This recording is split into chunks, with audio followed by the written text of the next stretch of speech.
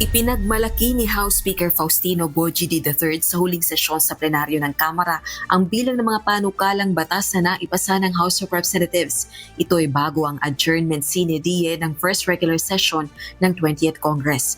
Isa na rito ang House Bill No. 8389 o panukalang nagbabawal sa political dynasty sa national at local elective offices. Sa ilalim ng panukala, hindi ipinahihintulot ang mag-asawa o magkaanak hanggang second degree of consanguinity o affinity na sabay na humawak o tumakbo sa mga halal na posisyon sa national, provincial, city, municipal o barangay.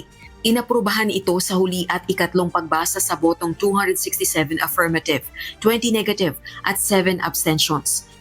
Mahigit 160 na panukalang batas na ang naipasa na ng Kamara at naipadala na sa Senado.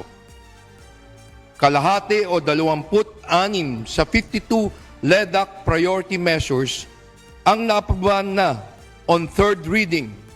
Bago ito, tinutulan ng ilang miyembro ng minorya ang bersyon ng Anti-Political Dynasty Bill na para sa kanila ay pinalabnaw. 38 years na po natin iniintay ang isang tunay na anti-political dynasty law.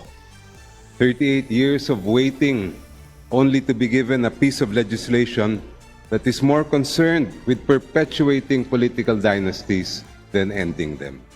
Ang lohika sa larangan ng politika, kailangang limitahan ang karapatan ng ilang pamilyang tradisyonal na politiko na naghahalin-lihinan sa pwesto upang bigyang daan ang tunay na partisipasyon at representasyon mula sa hanay ng ordinaryong mamamayan.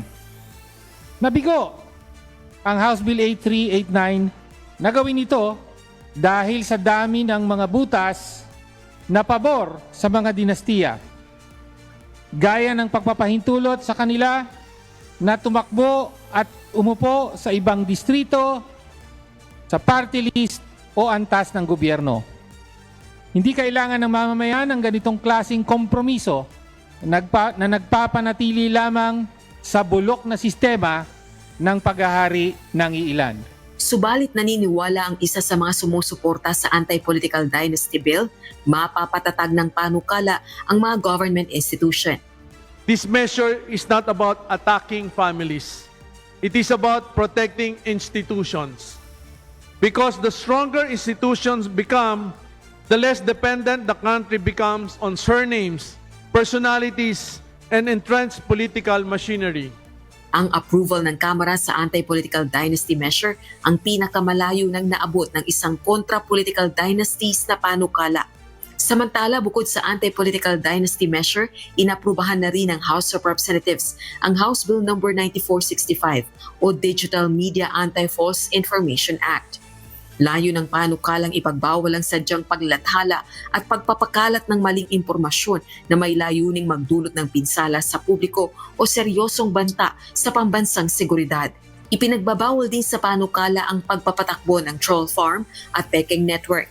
Sino mang mapatunayang lumabag dito ay haharap sa kaparusahang pagkakakulong sa loob ng 6 hanggang 12 taon at multang hindi bababa sa kalahating milyon hanggang 2 milyong piso.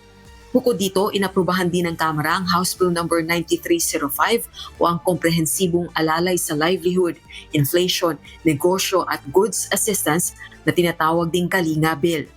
Nakapaloob sa panukala ang pagkaroon ng isang National Emergency Response at Resiliency Framework na magkakaloob ng emergency power sa presidente ng bansa sa gitna ng isang krisis sa supply ng mga produktong petrolyo.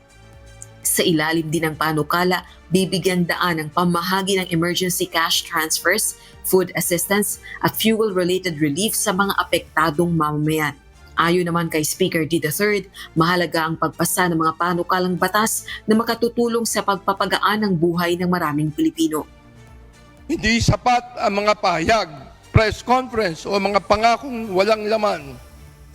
We need to show concrete solutions in form of laws that generate economic opportunities, strengthen our institution, protect our most vulnerable sectors, and ultimately raise the quality of life of every Filipino family.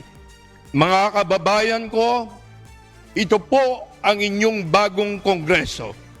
Lahat ng panukalang batas na inaprubahan ng Kamara isusumite sa Senado para sa kanilang pagtalakay at pagsasaalang-alang. Tatagal naman ang CNDA adjournment hanggang July 26, 2026. Rosalie Cruz, humahataw sa balita ngayon.